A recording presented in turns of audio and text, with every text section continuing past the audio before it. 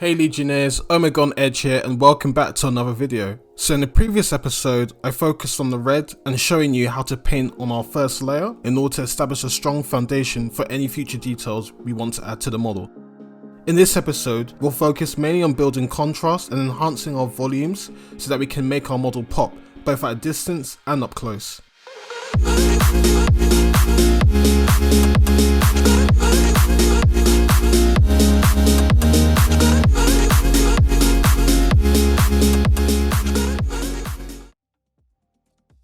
Now you could easily stop at your first layer for army painting, but if you want to take the force to the next level, then the second layer is actually essential. Before we get to the model though, we need to understand the type of material we're trying to paint here. So I have three basic materials which act as the basis for pretty much all of the models you see today. Now I won't delve too deeply into value, but you can use this as a bit of a taster for future videos to come, where I'll delve into fundamental things like value, light and colour. The first material we have here is matte. Now most materials which are not reflective can be portrayed through using matte as the basis. When light hits an object with this material, the light is diffused and reflects back at us, which makes the colour of that object appear almost flat with minimal colour variation. A good example is that of the Ever Metal style by Man Like Games Workshop. Not my cup of tea, but very technically taxing and has a good result. Okay, so next up is satin, and this is where we start to see a contrast between values. This is basically because when light hits satin objects, it generally reflects the light in the same direction, but several of those lights are dispersed in different directions.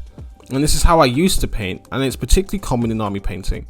This is pretty difficult to achieve without the use of an airbrush when using acrylics. It requires a lot of patience and a lot of blending, but with oils, it's child's play. Now last up, and my particular favourite when painting single miniatures, is gloss or reflective painting material. This is where volumetric highlighting really comes into effect. Light is reflected back in the same direction and provides us with a strong beam of light, and this is how objects can look really shiny or metallic. It's a key principle of non-metallic metal. This is why learning to blend with oil paints is so rewarding, because achieving light and colour transition becomes really easy. Now hopefully that's not too complex, and I know it's a lot to cover in one area, but hopefully it's something that you'll pick up as the video continues, and we'll go over it anyway in future videos. Let's get started.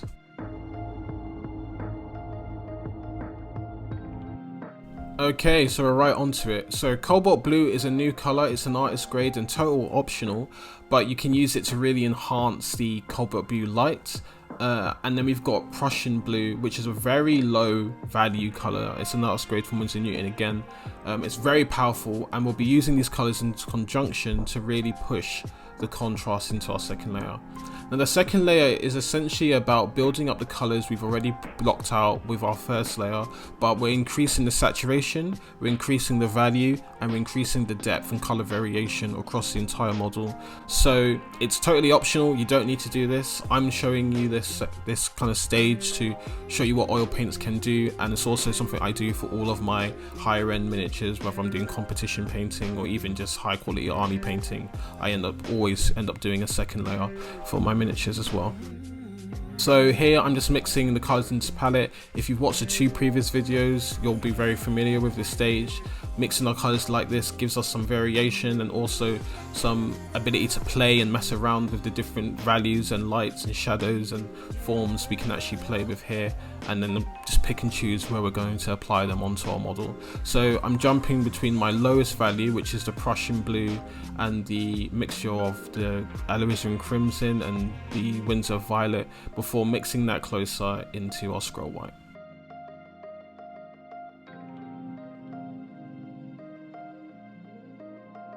Alright, so straight onto it. So I've made my deepest shadow, and a big key difference between this stage and the previous stage, so layer 1, layer 2, is that we're not going over our previous layer. I'm not adding my prime glaze on and then painting over that. I'm placing the colors next to each other and then I'm blending them together. And this, as you can see, gives us that real strong variation. Look how deep that dark blue is in comparison to what we had there before, so on the opposite side. And this is the biggest difference between my technique of using layer 1 and layer 2. In layer 1, we apply our prime glaze over the surface and then we layer on top of that. In layer 2 we are layering adjacent, so we'll have each color placed next to each other and then we'll blend it together. And I'll just show you again, that's the first step, and then once we've done that we can actually extend the highlight by layering on top of that and blending that together. But it's that initial step of our second layer that really is different, and then you can continue on from there as normal. Now the reason we do that is to increase the depth and the color saturation and also the strength of our shadows, and we can continue doing that with deeper colors really to enhance the depth that we've had there and continue to go over. So now I'm adding in my high mid-tone to the center. My volume is getting smaller and I'm just pushing the paint around softly to make sure it's in the right position. This is really fun and really easy. Just remember you want to blend it softly. Again, I'm so used to doing it now that I'm used to how much pressure I need to apply, and maybe that's something I should kind of focus on here, is the fact that although it looks like I'm applying it very quickly, and I am, to be fair, I am also applying very little pressure on my brush just to make sure I'm not leaving behind any brush marks or unwanted strokes. Again, applying the same mixture into the center, even smaller volume, and just blending that in to really give us that tight area where the colors just meeting each other and just smoothing out that roughness and that blend. So to be honest, it's just complete repeat again and again until you get to the value and the kind of brightness you're wanting. Because this is on the front leg, it is in light, but it's not in direct sunlight, so I'm not going to bring it too bright. I don't want it to be too powerful, and I actually go in with a slightly darker color to bring that back a bit, instead of having to glaze just to bring it back. So here I'm going in with my shadow color.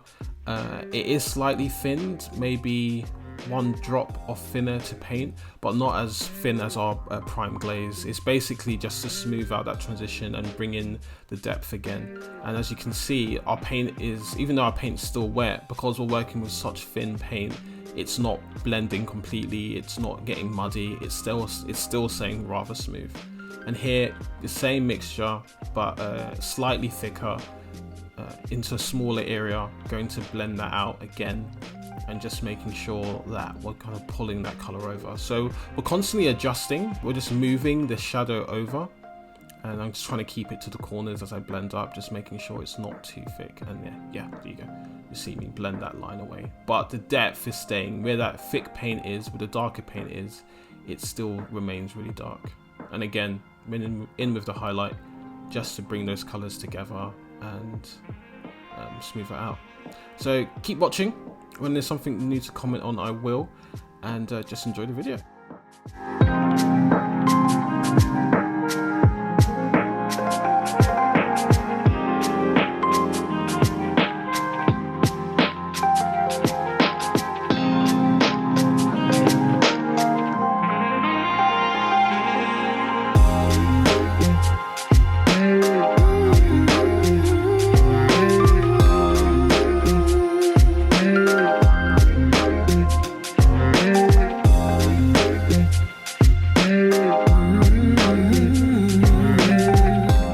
So here I'm adding in my shadow light, and the reason I'm doing this is using the same mixture we had before. I'm trying to enhance those shadows.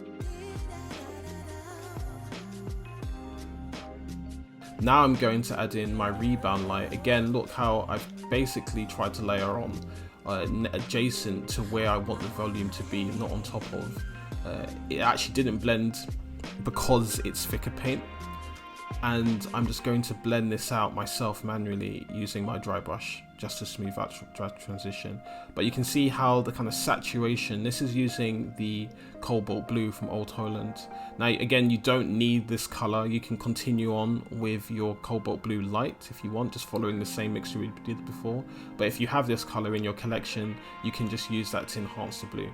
Windsor Newton do a semi-opaque, I think it is a semi-opaque version of this color, which is slightly cheaper, but if you can afford this paint, yeah, decide to go for it and just enhance those colors as well. And then again, going in with that one part thinner to paint mixture, and just to bring that shadow back in and just look at the depth of that color.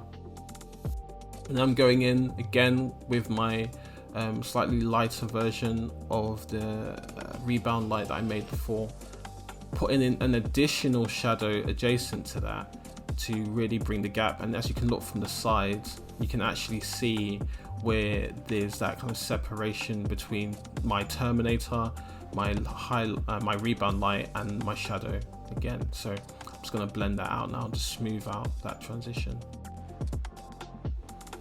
If I am moving through this stuff really quickly, please just leave a comment below and I can clarify for you.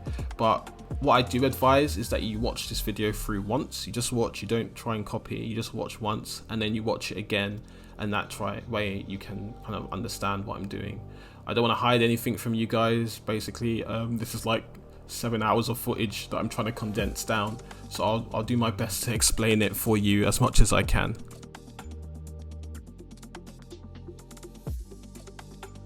And there is the blended leg. Now that needs to dry a little bit, so I'll probably leave it alone for a little bit, and then we'll continue on. So on the sides, I've left the model to dry for about an hour, and it's actually already dry enough for me to start layering on top of it. So I've gone back in and I'm just bringing in that rebound light on the sides. Gonna blend, or not a rebound light, well, so it is a rebound light from the front, and I'm just gonna blend that out and smooth it. And then I'm gonna just use a bit of my highlight color to enhance that where the light is hitting, and blend that out again. And just play with it. Think about how light would hit the model. Again, we're going for a reflective surface, so the model has beams of light that go in a straight direction, and we're just following that along and just making sure it matches up with the area that's going to go on top. Again, you don't have to go super bright for this area. When you blend, it will kind of desaturate the color itself anyway, and as you can see, it's not as powerful, it's not as strong as it was when I first applied it. But it's that gap that makes the model, that shadow area, that makes the model look reflective, even though we're using matte paint.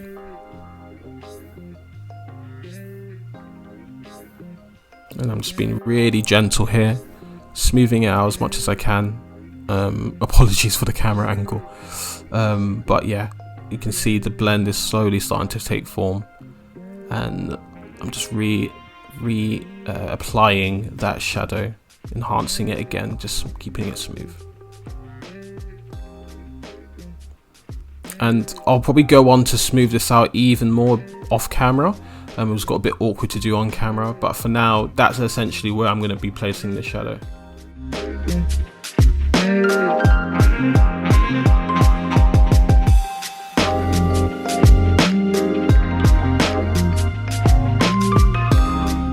Okay, so moving on to the shoulder pad.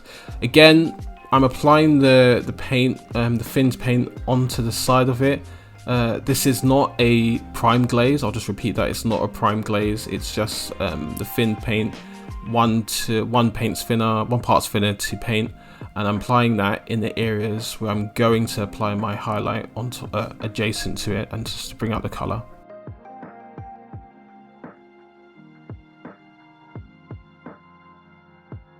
And you can see me applying that paint right next to it, but not on top of it, trying to get as close to the edge as I can.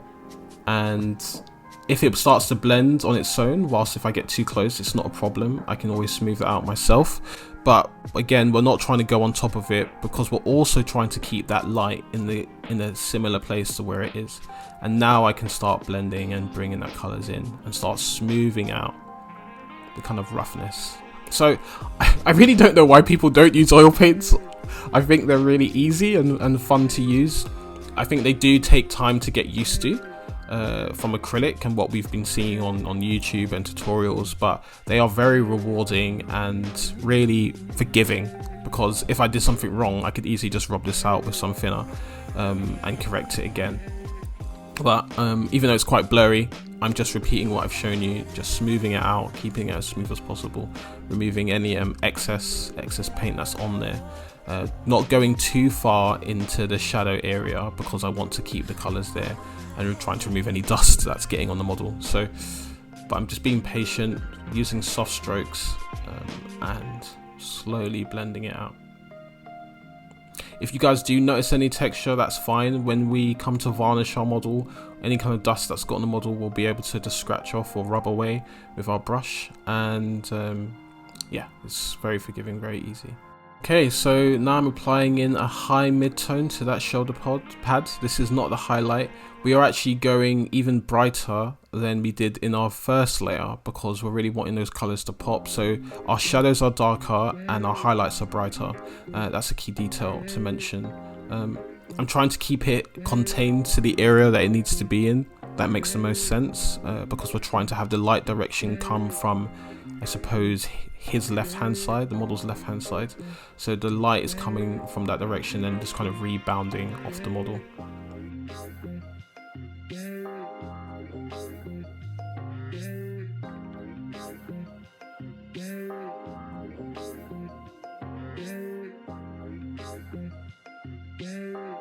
Do apologize for the blurriness, guys. Doing my best. Learning is incredibly difficult to film on camera, to paint on camera. Like requires some practice, but as this channel grows, I'll continue with that. So now I'm applying the highlight, and you can see it's been applied in a circular motion.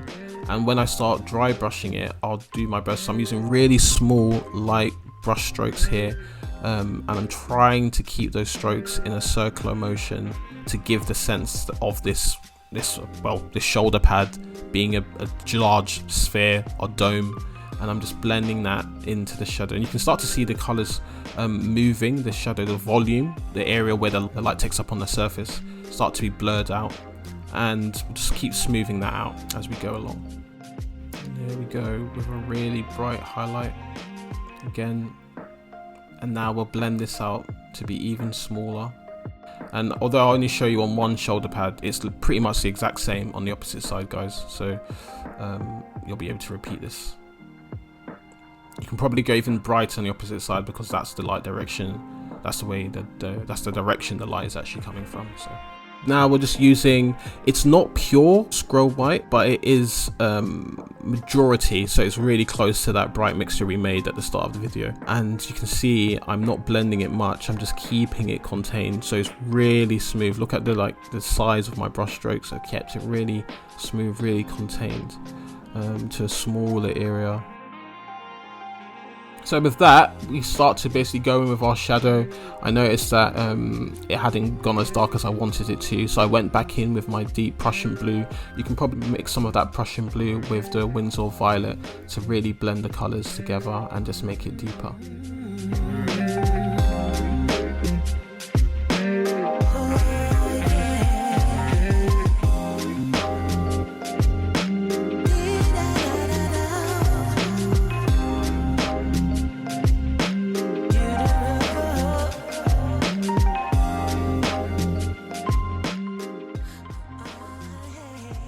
Right, onto the face, and I've sped this footage up.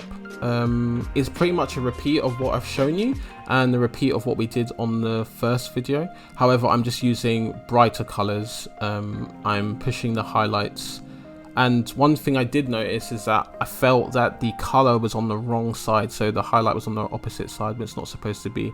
So one thing I will start doing is start to push that on more onto the right hand side, because that's what made sense to me of where the light would come from. So you can see I'm starting to line up my highlights, line up my shadows first, and then I'll go in with my highlights on the opposite side to bring that together.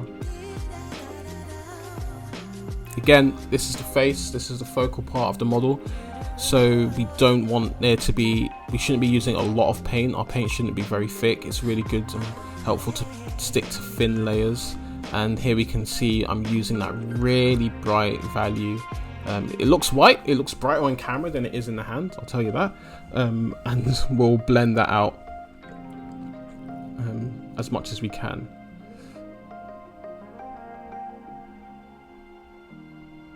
I think the Terminator faces are actually really tricky to paint, but they are fun, and just take your time with this. Obviously, painting on camera, I feel like things are just a lot less effective. But yeah, take your time with this. Don't rush this step. There's no need. Just keep a good eye on your blending and where you're trying to keep the model and the light of the model, and which direction it's coming in front of.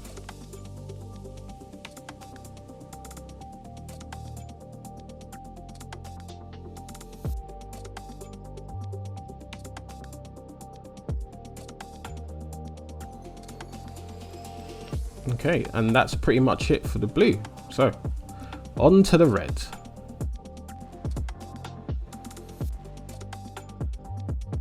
So the colors I'm using here is cadmium red. Now this is a very strong traditional primary red. It is expensive, so if you don't have this already in your collection, feel free to use the Vermillion, or if you can get the non-artist version of this color, just use that. But the reason I'm using the cadmium is because it's so pigmented. It's a very, very, very powerful, strong red. And that's it on the far right. I'm mixing it in. You can see it's of rather different consistency than the Scale 75. I actually prefer the Scale 75 paints for their smoothness, but they just don't have the same amount of pigment because they're not artist grade as the Windsor Newton's artist paints. So what you can do if you don't have that, feel free to mix in a tiny little bit of Alizarin Crimson, or just use less scroll white if you want to keep that red, strong red paint, strong red color. And the mixture here is pretty much the same. I'm just using that red to take up more space. The consistency is pretty much the same, nothing really changes. I'm just moving it along, and the fact that it's a second layer makes it more powerful. But again, you can do the same thing with the Vermillion. So the footage I'm going to be using for the red, I'm just going to show you the most important parts. It was quite long, so I condensed it down to a smaller section where I felt it needed to be. So I'm just showing you the most important areas of painting this part of the fist.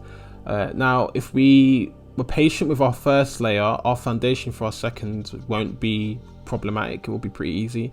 And you can see I'm just using the Alizarin Crimson mixture that I made before, and I'm just reinforcing those colors. This time though, we're going to be going even brighter, even more saturated than the previous video. I think the red is actually probably the most easiest section to execute on, just because the fist is such a smaller area. It's only one area, so you can kind of just learn what you need to do on it and adjust as you go.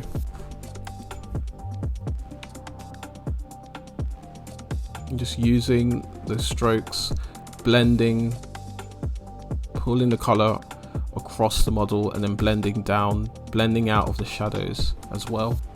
And you can see the depth of the dark red, the Alizarin Crimson, and now the fist really starts to look red. Now we're going in with that highlight color, which is a scroll white mixed with the cadmium and the Vermillion. And what I've done again is I've placed the colors next to each other, and then I'm going to blend these together, keep them very smooth, adjacent. So I've got it on one side and the opposite side, and that's where our volume will be. So I'm just going to slowly start blending it.